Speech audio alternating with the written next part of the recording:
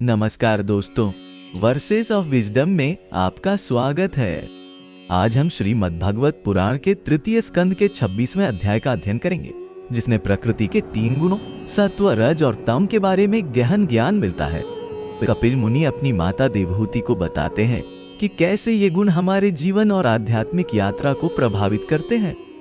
प्राचीन काल में जब ज्ञान की खोज मनुष्य का सबसे महान लक्ष्य था, कपिल मुनि अपनी माता देवहूति के समक्ष बैठे थे। उनके चारों ओर एक दिव्य प्रकाश मंडल था जो उनके ज्ञान की गहराई को प्रतिबिंबित करता था। देवहूति के नेत्रों में जिज्ञासा थी, वह सृष्टि के रहस्यों को समझना चाहती थी। कपिल ने अपनी माता की आंखों में देखा और मुस्कुराए। माता, आज मैं आपको सांख्य दर्शन के माध्यम से सृष्टि के मूल तत्वों का ज्ञान दूंगा। कपिल ने अपने हाथों को आकाश की ओर उठाया और कहा, सृष्टि के आरंभ में प्रकृति और पुरुष ये 2 मूल तत्व हैं। पुरुष चेतना है जो अविनाशी और निर्विकार है, जबकि प्रकृति वह है जिससे सारा भौतिक जगत बना है।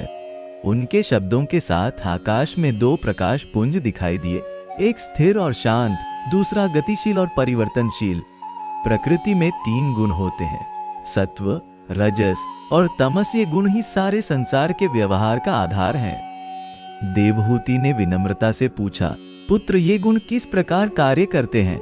कपिल ने समझाया, सत्व गुण प्रकाश, ज्ञान और शांति का प्रतीक है। यह आत्मा को ऊपर उठाता है। रजस गुण क्रिया, आवेग और इच्छा का प्रतीक है जो हमें कर्म में प्रवृत्त करता है। तमस गुण अज्ञान, आलस्य और भ्रम का प्रतीक है जो हमें नीचे खींचता है। उनके वचनों के साथ 3 रंगों की ज्योतियां, सुनहरी, लाल और नीली, आकाश में नृत्य करने लगी, प्रत्येक अपने गुण का प्रतिनिधित्व करती हुई। कपिल ने आगे बताया, जब प्रकृति और पुरुष का संयोग होता है तब महत तत्व की उत्पत्ति होती है, जिसे बुद्धि भी कहते हैं। उन्होंने अपने हाथों से एक चक्र बनाया जिसमें से एक तेजस्वी बिंदु उभरा। महत तत्व से अहंकार उत्पन्न होता है, वह तत्व जो मैं और मेरा का भाव पैदा करता है।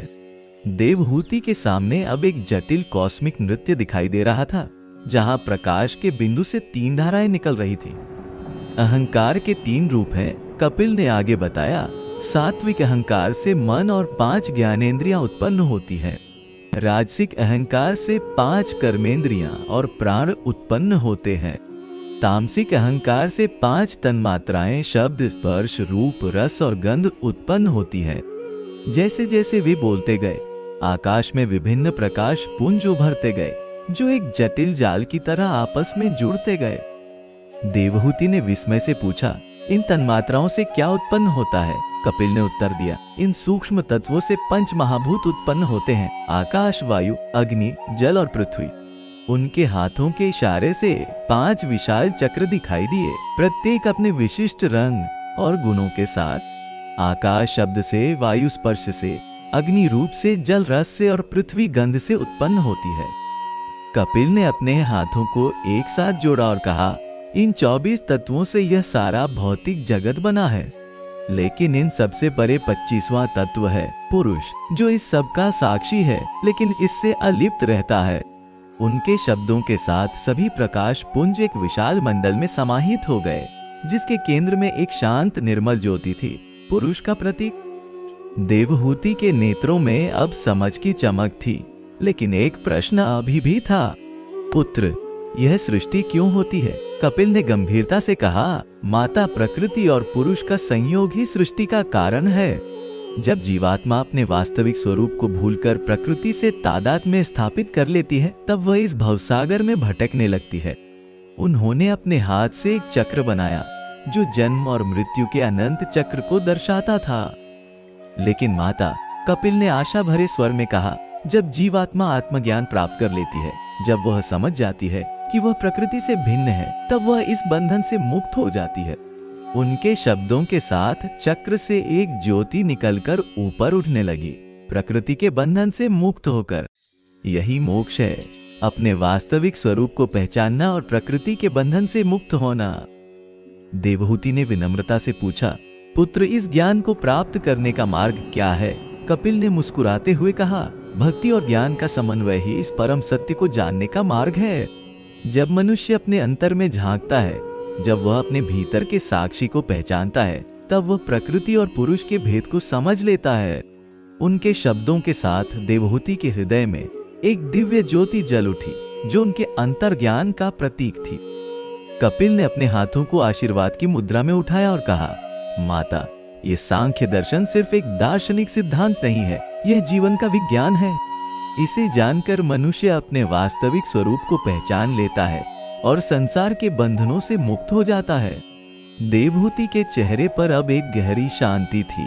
उनके अंतर में ज्ञान का प्रकाश फैल चुका था। पुत्र, देवहूति ने कृतज्ञता से कहा, आपने मुझे अज्ञान के अंधकार से निकालकर ज्ञान के प्रकाश में ला दिया है। मैं अब समझ गई हूँ कि मैं इस शरीर, मन और बुद्धि से परे हूँ। मैं आत्मा हूँ जो इन सब की साक्षी है। कपिल के चेहरे पर संतोष का भाव था। उन्होंने अपनी माता के माथे पर हाथ रखा और आशीर्वाद दिया। आकाश में अब सूर्य ढल रहा था और कपिल के शिक्षाओं का प्रकाश देवहूति के हृदय में स्थायी रूप से बस गया था। उन्होंने अपने पुत्र को प्रणाम किया और कहा, आपका ज्ञान अमृत के समान है, जो मुझे अमृतत्व प्रदान करता है। आज से मैं इस ज्ञान को अपने जीवन में उतारूंगी और अपने वास्तविक स्वरूप की खोज करूंगी। कपिल ने अपनी माता को आशीर्वाद दिया और उस दिन से देवहूति का जीवन एक नई दिशा में प्रवाहित होने लगा, आत्मज्ञान की दिशा में। इस प्रकार कपिल मुनि ने अपनी माता देवहूति को सांख्य दर्शन का ज्ञान देकर उन्हें मुक्ति के मार्ग पर अग्रसर किया। उनका यह ज्ञान केवल देवहूति के लिए ही नहीं, बल्कि सभी मुमुक्षुओं के लिए एक दिव्य प्रकाश स्तंभ बन गया, जो उन्हें अज्ञान के अंधकार से निकालकर आत्मज्ञान के प्रकाश में ले जाता है।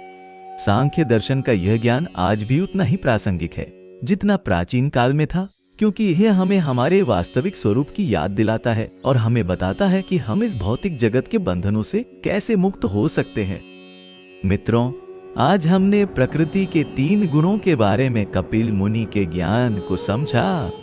आशा है कि यह ज्ञान आपके जीवन में प्रकाश लाएगा और आध्यात्मिक मार्ग पर आपकी यात्रा को सहज बनाएगा। यदि आपको यह वीडियो पसंद आया तो कृपया इसे लाइक करें, चैनल को सब्सक्राइब करें और अपने विचार कमेंट्स में साझा करें। वर्सेस ऑफ विजडम के साथ बने रहने के लिए धन्यवाद। हम जल्द ही एक नए अध्याय के साथ वापस आएंगे। ओम शांति।